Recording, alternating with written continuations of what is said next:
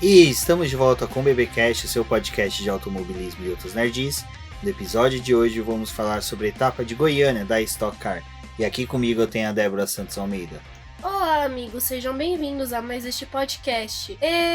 Goiânia! Bom, vocês podem perceber que a Débora ficou bem no clima mesmo da etapa, né?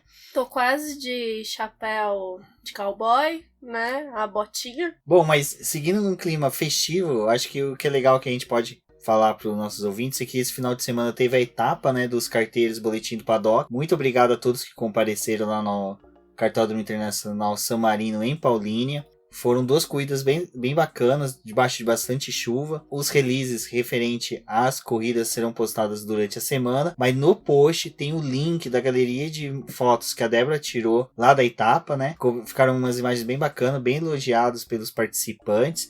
Então, quem quiser dar uma olhadinha, tem o link do álbum, vai lá, curta as fotografias do trabalho realizado pela Débora. Saindo agora dos carteiros, vamos aos nossos apoiadores, aqueles que auxiliam o Boletim do Paddock, o BBcast, com financiamento contínuo e coletivo lá do Apoia-se. E tem os apoiadores que pagam uma quantia que tem a sua categoria, né, que é mencionada no podcast. E também tem um nome no post, que são eles: Ricardo Bannerman, Maia Barbosa, Eliezer Teixeira, Luiz Félix, Arthur Felipe, Thiago Bullet, Rafael Celone, Will Mesquita, Antônio Santos, Rogério Froner, Helena Lisboa, Cássio Machado, Carlos Del Valle, Bruno Vale, Eric Nemes e Bruno Shinozaki do Fim do Grid. Gostaria de agradecer a todos os nossos apoiadores. Vocês são extremamente importantes para a gente poder dar continuidade ao nosso projeto e principalmente ao BBcast e todo o site do Boletim do Paddock. Fica o convite para vocês que estão escutando esse podcast sobre a etapa de Goiânia da Stock Car também a prestigiarem o nosso trabalho, ajudando no nosso financiamento contínuo e coletivo, pois ele é importante para que a gente possa colocar outros projetos, dar continuidade a eles e também trazer coisas novas para todos vocês. Bom, Débora, agora vamos a Goiânia, né, a etapa da Stock Car, terceira etapa da temporada 2019, aonde pela terceira vez Thiago Camilo conquistou a pole position. Sim, bom, durante os treinos livres que a gente teve da Stock Car, o Ricardo Zonta, ele foi uma figura bem recorrente, né, com os bons resultados, e a gente sabia já da punição que ele teve, né, na sexta-feira, por conta da etapa passada, onde ele acabou sendo desclassificado das duas provas por conta de uma irregularidade no carro. Mas o Ricardo Zonta tava dando pinta de que talvez a pole fosse dele, porque durante os treinos livres era ele que detinha a melhor marca do final de semana. Aí a gente foi pra classificação. Thiago Camilo, né, voltou a surpreender todo mundo nessa boa fase dele, conseguindo conquistar a pole. É bem interessante a gente ver isso, até porque, se eu não me engano, desde 2012 não acontecia da gente ter poles recorrentes de um mesmo piloto. Acho que a última vez que isso aconteceu foi com o Cacá Bueno, e a equipe era comandada pelo Andreas Mateis, né, também é comandado a Ipiranga Race. Essa questão da pole não ser repetida, né, mais de uma vez, no caso, mais uma sequência de três vezes, como é do Thiago Camilo, mostra como aquilo que a gente falou até no começo do BBcast lá, quando a gente falou da primeira prova, que o Thiago Camilo foi um piloto que, para quem acompanhava ele nas redes sociais, via que ele estava realmente se preparando e tinha muito foco para esse ano, questão fisicamente, ele estava se preparando. Até durante a transmissão o Sérgio Maurício falou que ele é um piloto que pratica vários esportes, então ele está sempre em forma, que mostra que esse bom rendimento dele nos treinos, até mesmo como foi na corrida, reflete tudo aquilo que ele teve de frustração em 2018 e a busca pelas vitórias e a busca por bons resultados em 2019. Não só isso, né? Também foi uma coisa bem destacada, e ele também destaca que o nascimento da filha dele parece que mudou um pouco a vida dele, né? E por conta disso ele também tá obtendo uma boa garra em se dedicar melhor ao esporte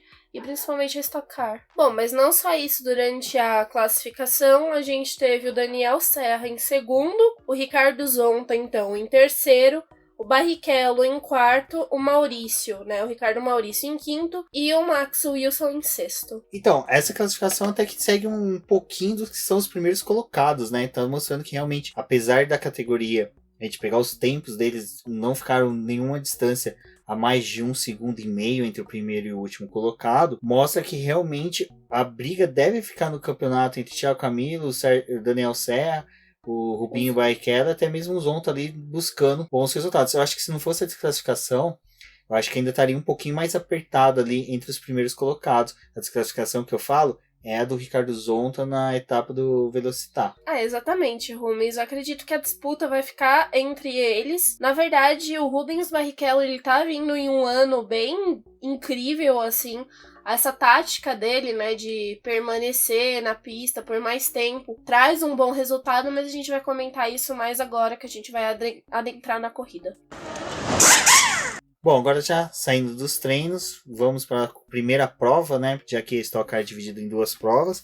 A primeira já começou com o Thiago Camilo na pole, na liderança, onde que a largada foi bem tranquila e algo que refletiu durante toda a corrida foi uma corrida bem tranquila em todos os aspectos, né? Sim, existia a perspectiva de que o safety car entrasse. Goiânia, ela é uma pista ainda que traiçoeira, né? Ela tem algumas partes que ela acaba cobrando muito do piloto, mas foi uma largada tranquila, diferente do que a gente viu na segunda prova do Velocitar. O que aconteceu ali na largada é que o Thiago Camilo tomou uma boa distância para o segundo colocado, que era o Daniel Serra, mas o Serra ele acabou entrando em um confronto direto com o Ricardo Zonta. E eu acredito que a corrida foi definida ali nessa largada, porque o Daniel Serra perdeu essa segunda posição, não via aquela possibilidade dele ameaçar muito o Zonta, tinha aquela proximidade de começo de prova, mas nada que trouxesse um bom ataque. Como os pilotos não podem utilizar um botão de ultrapassagem, né, nas duas primeiras voltas, então fica mais difícil, né, do piloto se aproximar e tentar fazer essa ultrapassagem. Quando os botões foram liberados, mesmo assim não teve um confronto mais direto do Serra com o Zonta. Bom, e como a gente disse, né, a corrida transcorreu bem tranquilo. Acho que o comentário que a gente pode fazer referente a isso é devido à nova pontuação que é dada na segunda prova, que faz com que os pilotos eles busquem obter mais pontos na somatória das duas provas do que buscar a vitória, o pódio, né, na primeira corrida, descartando uma boa corrida na segunda prova. Exato, eles começaram agora a ter essa preocupação também com a segunda prova. Nessa etapa a gente teve a utilização de apenas 12 botões de ultrapassagem, então os pilotos tinham que saber dosar entre as duas corridas se realmente essa ideia fosse de obter bons pontos nas duas etapas. Então, depois, né, na segunda corrida que teve o fan push, a gente viu alguns pilotos com um pouco mais de vantagem por terem esse um botão a mais. Foi uma corrida boa,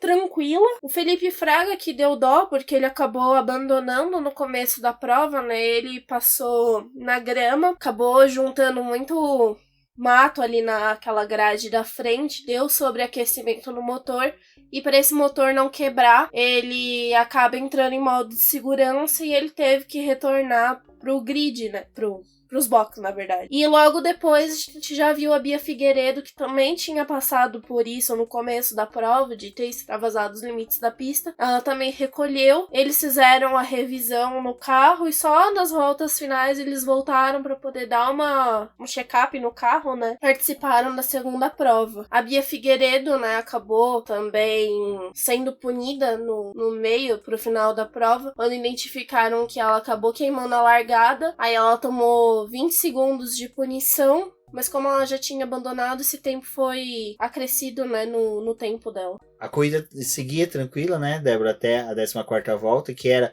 quando os boxes ficavam abertos para os pitstops. Também os pitstops foram rápidos, porque os pilotos só faziam a troca de um dos pneus, e aí começava a gente ver quais pilotos estavam na aposta da segunda corrida e da primeira, porque os pilotos que já abasteciam com bastante gasolina, se via que eles estavam se programando para a próxima corrida, e alguns poucos fizeram aquele Special Go, que é só injetar um pouco de gasolina e voltar para a pista. Sim, e depois, né, quando tava tendo essa rodada de pitstops, a gente viu o Thiago Camilo e o Zonta entrarem juntos nos boxes, e quando eles saíram do pit lane, eles saíram bem colados, né, enquanto o Barrichello liderava a corrida e fazia aquela clássica prova dele, né, de permanecer mais tempo na pista, tentar ganhar distância e depois fazer a parada dele, mas bem mais tranquila. No entanto, essa parada do Rubinho, por ter sido na última volta, foi um pouco mais congestionada, porque tinham alguns pilotos fazendo a mesma coisa, entrando juntos, mas até que foi tranquilo pra ele. Bom, e assim a prova seguiu até o final, né, Débora? Sem muitas alterações ali. Teve uma séria briga ali de posições entre Ricardo Maurício e o Marcos Gomes, né? Disputando posição, roda com roda. Mas Cacá Bueno também, né? Teve disputas lindíssimas na pista. Principalmente com o Barrichello, né? Uma disputa bem bacana, né? Você vê o Barrichello, que já podemos dizer que já é um piloto experiente da Stock Car, e o Cacá Bueno, que dispensa comentários a experiência e a notoriedade que ele tem da Stock Car. Como foi uma disputa limpa, justa entre os dois. E foi muito de tática de jogada de posição e de defesa e ataque, né? Sim, essa disputa dos dois, nisso o Galid Osman acabou se aproximando deles, né? Também participou dessa briga pela 7ª posição. Ela foi bem gostosa da gente assistir, até porque o Thiago Camilo já tinha tomado muita vantagem na frente e quase não se via mais o segundo colocado, né? Então essas disputas de meio de pelotão foi o que aqueceu essa prova. E, falando da prova, ao final mesmo, o Thiago Camilo acabou vencendo, seguido por Ricardo Zonta e Daniel Serra, né? A prova seguiu tranquila até o final, com uma vitória do Thiago Camilo, seguido de Ricardo Zonta e do Daniel Serra. Uma vitória bem comemorada por Thiago Camilo, que vem buscando bons resultados para poder apagar aquela amargura que ele teve no ano passado, que, como ele mesmo fala, chega a motivar ele, é um dos motivadores dele para este ano. Daniel Serra foi um bom resultado, até mesmo pela prova que ele teve, não foi uma prova muito audaciosa por parte do piloto, né, da Aerofarma, mas as brigas ali... A gente vê ele mais conservador essa temporada, né? Eu acho que, comparado com a prova de 2017, 2018, o Daniel Serra em 2017 ele era muito mais aguerrido, buscava muito mais vitórias. Em 2018, tinha boas disputas dele de encostar um carro com o Thiago no Camilo outro. mesmo. Sim. Mas só que em 2018 ele já foi muito mais administração de resultados, onde que ele começou a trabalhar com essa coisa das somatórias de resultado primeira e segunda prova, e está seguindo da mesma forma este ano, que até o presente momento tá dando certo. Bom, a gente já tava com a pauta pronta, né, Débora, da gravação, quando fomos surpreendidos com a notícia de que o Thiago Camilo foi punido com 20 segundos de acréscimo no seu tempo, ele e o Ricardo Maurício, por queima de largada. Eu achei uma decisão que demorou muito tempo para poder sair, até porque a gente submeteu, né, o piloto aí pra primeira posição do grid, não sei o que. Aí você tira a vitória dele, passa pro segundo colocado. Não acho esse tipo de conduta legal. Às vezes eu acho que a Stock Car ela demora muito tempo pra poder tomar uma decisão. Até porque pra mim não faz muito sentido, sendo que a Bia Figueiredo ela foi punida por essa mesma coisa na primeira prova. Na primeira prova, durante a prova, já analisaram, viram que ela queimou a largada, puniram ela. Então, a equipe já trabalha com uma estratégia em cima disso. E a Bia, ela já nem ia ter tanto ganho nessa primeira etapa, porque ela já tinha sofrido com o sobreaquecimento do carro e teve que parar. Aí eles já deram uma punição para uma piloto que estava parada nos boxes. E aí você deixa o cara que tá liderando a prova e o quarto colocado acabar a corrida normalmente, para no final da tarde sair uma punição. Eu não consigo entender esse tipo de coisa. O pior da punição do Thiago Camilo e do Ricardo Maurício ter saído depois, não é questão só disso, de você ter que tirar a vitória dele, tirar a posição que o Ricardo Maurício chegou. O Ricardo Maurício chegou em quarto, né? Joga eles lá pra trás e ficou em 13º, 15º, 14º, né? Camilo 13º. O Ricardo Maurício 14º. Tem toda a questão de que a primeira prova ela reflete muito na segunda. A inversão do grid já é algo que seria uma outra proporção. Porque se entre a primeira prova e a segunda o Thiago Camilo tivesse sido punido, e o Ricardo Maurício também, provavelmente outros pilotos estariam participando dessa inversão do grid. Porque, olha... Não só isso, eu acredito que se eles tivessem recebido a punição nessa primeira corrida, eles não teriam danificado tanto o carro nessa primeira prova, então eles poderiam ter pensado já na segunda corrida, talvez abandonando essa, poupando mais os pushes, sei lá o que eles iam fazer, mas eles iam pensar na segunda corrida e isso não aconteceu. Aí vocês se deixam um campeonato desenrolar entre duas provas, nada se é feito. E aí, depois que termina, tem essa modificação. A gente também teve a modificação no campeonato, porque o Daniel Serra e o Rubinho, a diferença de pontos deles não tinha, eles tinham empatado nessa corrida. E só por conta, né, do Daniel Serra ter terminado uma prova na frente, né, o Rubinho ficou na segunda posição. Mas o que eu falo da punição tinha que ter sido identificado e punido já na primeira prova, era que nem com a punição dada ao Thiago Camilo e ao Ricardo Maurício, o Alan Kodair e o Valdeno Brito teriam entrado na inversão do grid dos 10 primeiros. Então, o Alan Kodair teria saído em primeiro e o Valdeno Brito teria saído em segundo. Você tá entendendo? E o Diego Nunes, ele também teria entrado nessa disputa. Eu acho que não identificou a punição, algo que seja punível, não aplicou a punição no momento que seria o certo, que seria durante a primeira prova, ou até o início da segunda prova, que aplique um outro tipo de punição. Tinha que ter uma punição alternativa que não alterasse esses resultados, que nem... Tá bom, Thiago Camilo, na próxima prova você vai ser acrescido os 20 segundos. Já tá definido esse resultado, a gente vai partir pra próxima. E na próxima prova você vai ter que largar 10 posições, vai perder 10 posições no grid. A Stock Car tinha que ver isso, porque é algo que a gente já estava criticando muito a Fórmula E, de aplicar punições tardias e sem efeito algum. A Fórmula 2 teve recentemente uma situação dessa em que eles puniram e prejudicaram muito mais outros envolvidos do que quem realmente deveria ter sofrido a punição. A punição pra mim do Zonta também... Quando saiu a punição do Ricardo Zonta, já a punição foi muito escura. Por quê? A gente recebeu a notícia que ele havia sido punido por irregularidades do carro. Em nenhum momento falou quais irregularidades. Aí a Stock Car começou a receber muitas críticas, porque a notícia primeiro partiu da organizadora. Aí depois a CBA veio. A Stock Car notificou todos os veículos de comunicação da punição. Então a notificação primeira partiu da organizadora. Aí recebeu muitas críticas porque era muito omissa quanto ao motivo real. Só falava que foi encontrado peças irregularidades em peças do carro, né? Que não especificava quais peças e quais irregularidades eram essas. Aí quando a Stock Car recebeu muitas críticas, a CBA veio soltar uma nota de informação.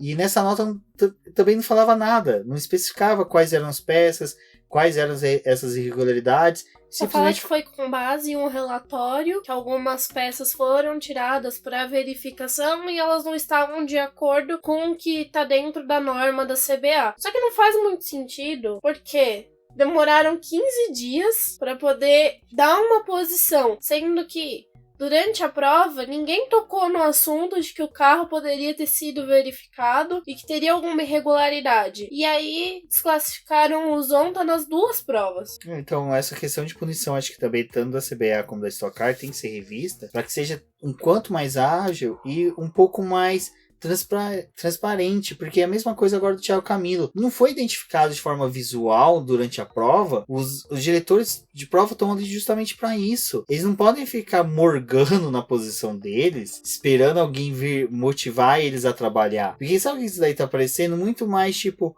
alguém viu, alguém assimilou de outras equipes e foram lá bater na porta da direção e falou, o Thiago Camilo queimou largada. Tá muito mais aparente a isso. Esse tipo de punição acaba dando margem pro erro e pra desconfiança, até porque você vai terminar a prova seguinte agora e pensando, nossa, mas será que fulano queimou a largada? Mas será que não vai ter alguma alteração no resultado? Sempre tem uma alteração depois que a corrida acaba. Enfim, então, pra vocês verem como a novela da primeira prova, né, da etapa de Goiânia, ainda pode ter alguns desdobramentos que provavelmente, eu pelo menos se fosse da equipe Eurofarma, iria recorrer ferozmente, porque é muito estranho. Se o Thiago Camilo, o que a gente não tá querendo aqui falar, gente, não é que não deve ter punições e quem cometeu erros não mereça ser punidos. Merecem, devem ser punidos. Mas só com uma punição que não crie todo esse transtorno. Será que a queima de largada do Thiago Camilo foi tão assim, criou tanta vantagem para ele? A da Bia Figueiredo também. É que a da Bia é aquela coisa, foi durante a prova, então ela recebeu a punição durante a prova, se trabalhou isso. Agora, o do Thiago Camilo e do Ricardo Maurício, não. Bom, agora já para a segunda prova, né, Débora? Tivemos a inversão do grid. Sim, o Júlio Campos acabou largando na pole, né? Não é pole, mas foi ele que teve na primeira posição. E ele foi seguido pelo Kaká Bueno, Galide Osman, o Rubens Barrichello, Max Wilson, Marcos Gomes, Ricardo Maurício, Daniel Serra, Ricardo Zonta e o Thiago Camilo. Bom, e mais uma vez uma largada tranquila, né? Principalmente porque a pista de Goiânia, ela é bem larga, então ela tem espaço ali para os pilotos poderem se abrir e tentar buscar posições, então por sorte não houve tantos toques. Houveram, é lógico, prova de turismo, né, formada por toques, não é impossível não ter, mas só que ao final da primeira curva não houve assim, nada que fosse fora da normalidade de uma prova. Durante a segunda volta, a gente tinha o Galide Osman, que tinha perdido 2 posições, e o Bueno e o Barrichello, né, travavam uma disputa pelo segundo lugar, com o Galide Osman tentando chegar para poder retomar, né, o pódio. Bom, e como, assim, Goiânia foi uma prova muito tranquila. Eu acho que ela foi legal porque foi uma prova de estratégias, né? O do Rubinho Barrichello utilizando os push no momento certo. O Júlio Campos também foi uma disputa ali entre os dois, porque quando o Rubinho Barrichello conseguiu alcançar a primeira posição com aquela mesma jogada dele, de ficar o maior tempo na pista, rodada de pit stop, permanecer até a última volta, e só fez um splash and go mesmo com abastecimento, só engatou ali o tanquezinho, entrou 100 ml, pouquinho de gasolina, trocou um pneu muito rápido e voltou para a pista. E nesse retorno da pista, o Rubinho Barrichello voltou bem à frente, é lógico, assim, do Júlio Campos. Teve eu acho que somente o Fraga, que ainda não havia feito o pit stop, que estava na liderança. Após a parada do Fraga, o Rubinho Barrichello seguiu na busca, né, da vitória. O Júlio Campos tentando fazer a aproximação, né, para poder retomar essa primeira posição. Então a gente via a utilização dele do botão de ultrapassagem. Ele tinha aquele ganho que o botão proporciona de cerca de 10 km a mais pro carro. Então ele tinha essa aproximação, mas na volta seguinte, um pouco depois, o Barrichello também acionava o dele e colocava distância entre os dois. E foi desse jeito até o final da corrida, tanto que foi justamente o botão Fan Push que definiu a melhor posição, né, pro Barrichello, porque quando ele cruzou a linha de chegada, ainda faltava, acho que uns 30 segundos para poder zerar o cronômetro. Então eles tiveram que dar mais 2 voltas na pista. Foi justamente esse botão e a utilização dele que definiu o Barrichello ficar mais à frente do Júlio Campos. E novamente vemos o Rubinho Barrichello dando a sambadinha agora dentro do cockpit, né, que é bem legal que a câmera captura ali dando a sambadinha dentro do cockpit. O Rubinho Barrichello mais uma vez no pódio, é emocionante ver ele, é bem bacana porque 40 e poucos anos aí, o piloto tá em forma. Eu acho que a melhor fase do Barrichello na Stock Car tá sendo agora, mesmo ele já tendo obtido o título, mas só que eu falo que é a melhor... uma temporada consistente dele, né? É, consistente e muito cerebral. O Barrichello, eu acho que ele tá conseguindo, assim, boas estratégias. Ele parece que ele entra leve no carro e quando termina a prova, ele tem toda aquela descarga de energia, porque ele vai tão centrado em fazer a corrida que foi tudo muito ensaiadinho, assim, tanto por ele quanto o pessoal dos box. Tipo, todo mundo já sabe essa forma que ele gosta de correr, então eles já conseguem planejar e traçar uma estratégia legal pra ele. E como a ultrapassagem dele foi nos box, né, bem naquela estilo época da Ferrari, em que o trabalho de box definia, a comemoração dos pilotos foi muito legal, dos pilotos não, dos mecânicos foi bem legal. Você vê os mecânicos comemorando que eles fizeram um bom trabalho, devolveram o Rubinho bem pra pista. E a segunda prova, como eu falei, foi um reflexo da primeira, foi uma prova calma, estratégica dos pilotos, das equipes. Infelizmente a gente viu ali o Nelson Piquet, que a gente vinha elogiando bastante, estava tendo um bom encontro na pista, estava se desenvolvendo bem junto à equipe, o carro dele estava vindo bem, mas só que nessa prova em Goiânia ele não conseguiu se encontrar, não teve uma classificação já boa. Na primeira prova também não foi bem, na segunda, salvo engano, ele rodou. Então, é uma pena, mas Nelson Piquet, eu acho que ele ainda tem muito o que fazer na Stock Car. Acredito que ele um dia ainda vá conseguir, quem sabe, o título, mas só que eu acho que ainda demora muito, porque ele ainda tá nessa adaptação a uma categoria de turismo, né? Então, é um piloto ainda para ser observado. Mas a prova do Júlio Campos foi, assim, excepcional, junto com o Daniel Serra também, que conseguiu o segundo pódio.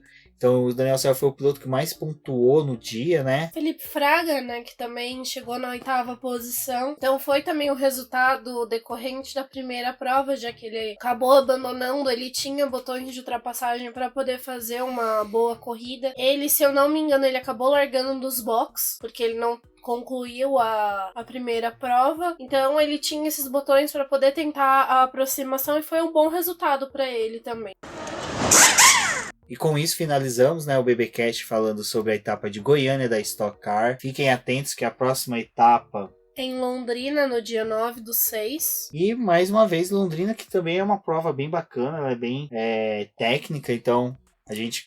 Ela lembra bastante também o circuito de Goiânia, mas ela é uma pista que é um pouco mais estreita, ela é bem competitiva também, os pilotos tendem a gostar bastante dessa pista, e nós retornamos com o podcast da Stock Car na semana que a gente tiver a prova de Londrina. Exato, então muito obrigado a todos, aos apoiadores. Se você é ouvinte do BBcast e ainda não conhece a nossa campanha lá na plataforma Apoies, tem o link no post para você poder dar uma olhadinha lá, ver nossas metas, quais são também os grupos de apoiadores, né? Com qualquer valor você pode apoiar, desde R$1 até os valores que você entender que seja bom aí para auxiliar o nosso projeto. Essa semana acontece a Indy 500 e também o GP de Mônaco, então fiquem atentos que teremos o preview durante a semana. Um forte abraço a todos e até a próxima. Não deixe de acompanhar o boletim nas suas redes sociais, no Twitter e no Instagram. Utilizem as hashtags StockCarNoBP e Fórmula 1 no BP para poder conversar com a gente, além da FE no BP. E não deixem de apoiar o nosso projeto e até a próxima. Até a próxima, pessoal.